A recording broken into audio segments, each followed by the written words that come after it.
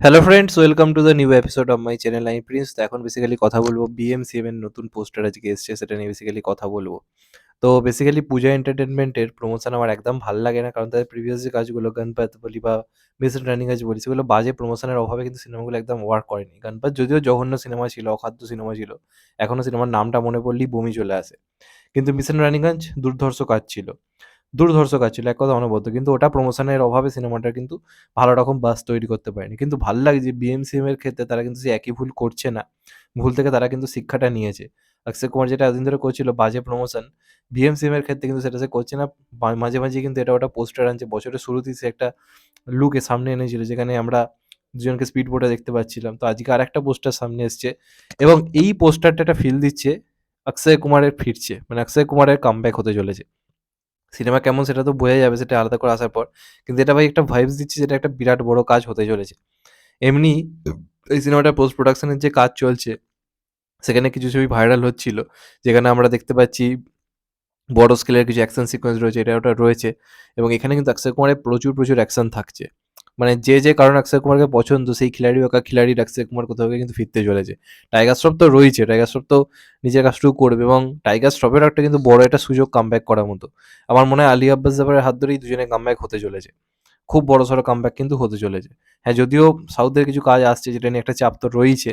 কিন্তু বিএমসিএম something different কিন্তু যে হবে, এটা কিন্তু আভাস কিন্তু দিচ্ছে। কারণ এটার যে ভিলেন, এবং সেই ভিলেনের যেরকম এখানে আউটপুট রাখার হচ্ছে, এআই এর মাধ্যমে সে, রোবটিক মাধ্যমে সে নানা রকম জিনিসপত্র করেছে, সেটার এগেনস্ট একটা লড়াই করবে দুজন। তো যেখানে স্টোরি টেলিংটা কিন্তু একটা খুব অন্যরকম ফিল কিন্তু আপনাকে দিচ্ছে, যে এটা একটা ইউনিক কিছু একটা হবে।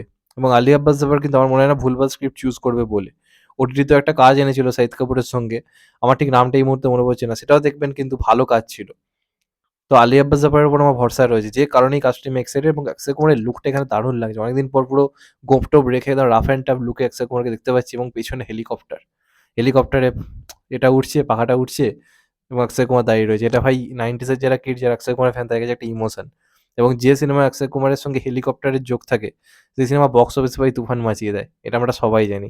সূর্যবংশী সবথেকে বড় উদাহরণ, যেটাতে আমরা পুরনো অক্ষয় কুমারকে পেয়েছিলাম। তো তারপর কিছু অন্যরকম সিনেমা করে যেগুলো চলে না। আমার মনে হয় কিন্তু বিএমসিএম অক্ষয় কুমারকে আবার ফেরাতে চলেছে। অক্ষয় কুমার কি করতে পারে, সেই এরাটা আবার আমরা পেতে চলেছি। আমি যবে থেকে রিভিউ করা শুরু করেছি, তবে থেকে অক্ষয় কুমারের সেই এরাটা আস্তে আস্তে কমতে শুরু করে।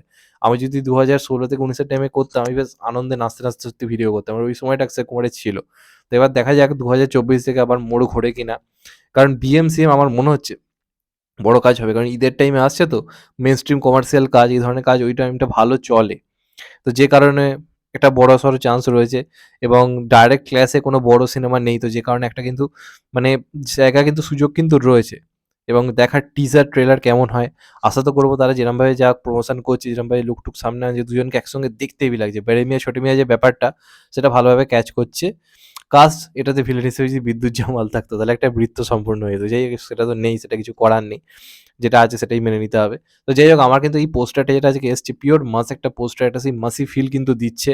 অক্ষয় কুমারকে আমার দারুণ লাগছে, অনেকদিন পর এরমভাবে দেখতে পাচ্ছি। যে কারণে একটা ভাই সত্যি কথা বলতে গেলে একটা আনন্দ কাজ করছে, সেটা নিয়ে কোনো ডাউট নেই। টাইগার শ্রফকেও ভাল লাগছে। এবার এই দুজন একসঙ্গে যাই জমিয়ে অ্যাকশন করুক, সেটার মধ্যে তুফান মাচিয়ে দিক, এবং দারুণ কিছু একটা হোক। মানে যেন মারাত্মক লেভেলের অ্যাকশনই থাকে, এবং প্রমোশন যেন জোরদার হয়। শোনা যাচ্ছে তো 22শে জানুয়ারি টিজার আসবে, এবং সেটা নাকি অ্যাটাচ থাকবে ফাইটার সিনেমার সঙ্গে, যখন রিলিজ করে সেটার সঙ্গে নাকি দেখানো হবে। তো দেখা যাক ফাইনালি কী হয়। আমি তো বেশ এক্সাইটেড রয়েছি।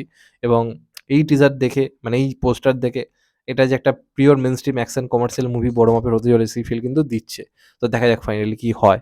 তোমাদের এটা নিয়ে কি মতামত অবশ্যই কমেন্ট করে জানাও। যদি চ্যানেলটা নতুন হয়ে থাকো, চ্যানেলটাকে সাবস্ক্রাইব করে দিন, কেটে দেবে লাইকন। ভালো থেকো সবাই, টেক কেয়ার, নমস্কার। আবার দেখা হবে এখন, তো বাই। সবাই ভালো থেকো, নমস্কার, টেক কেয়ার।